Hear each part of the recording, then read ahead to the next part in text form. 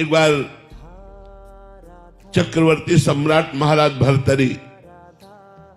भर्तरी जी ने अपने मन को पढ़ा कि चाह क्या रहा है, तो मन में निकला एक सुंदर स्त्री का संयोग। चक्रवर्ती सम्राट थे, उन्होंने ऐलान कर दिया कि चक्रवर्ती सम्राट महाराज भर्तरी ब्याह करना चाहते हैं, लेकिन अपनी पसंद का। सुंदरियां एकत्रित हो और हम उसे चुनेंगे। तो चुना एक बहुत ही सर्वांग सुंदर, उनके मन को अच्छी लगने वाली, जिसका नाम पिंगला था, उसको चयन किया। और वो बहुत ही महान पुरुष थे, इसलिए कोई साधारण भोगी पुरुष तो थे नहीं। तो उन्होंने कहा मैं राजकर्म से इस्तीफा देता हूं और विक्रमादित्य मेरा छोटा भाई राजकर्म को देखेगा, मैं केवल भोग भोगूंगा, क्योंकि मेरा मन कह रहा है कि इसमें सुख है, तो मैं खोज करूंगा।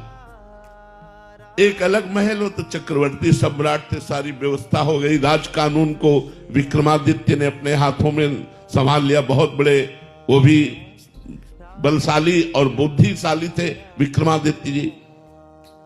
भर्तरी जी तो अनन्य थे, केवल पिंगला के, लेकिन पिंगला को अच्छा नहीं लगता। वो सुंदरी थी, उसका मन था और कुछ। तो एक दिन वो महल की खिड़की से झांक रही थी, तो एक सर्वांग पुष्ट अश्वपाल जो घोड़ों की रक्षा करवाता था, वो सबका प्रधान था, उसको देखा, उसको जमा। भर्तरी जैसे चक्रवर्ती सम्राट से मन हटकर घोड़ों की रक्षा करने वाले में मन उसका लगा। और रानी थी, अपनी दासी से बोली, उससे मिलने का एकांत समय।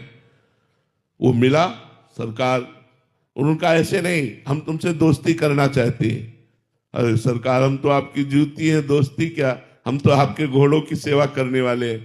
धीरे धीरे धीरे गलत संबंध पिंगला का अश्वपाल से हो गया। एक भर्तरी जी के राज्य में ब्राह्मण तपस्या कर रहा था धन प्राप्ति के लिए। देवराज इंद्र के मंत्रों से देवराज इंद्र को रिझाना चाहता था।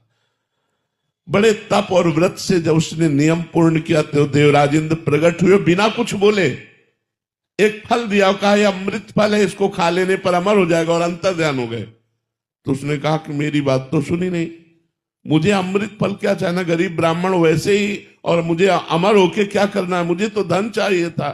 देवराज इंद्र ने अमर फल दिया, अब क्या करें। उन्होंने विचार किया कि महाराज भर्तरी को ये अमर फल दे दे और हम उनसे मनमाना धन ले सकते हैं।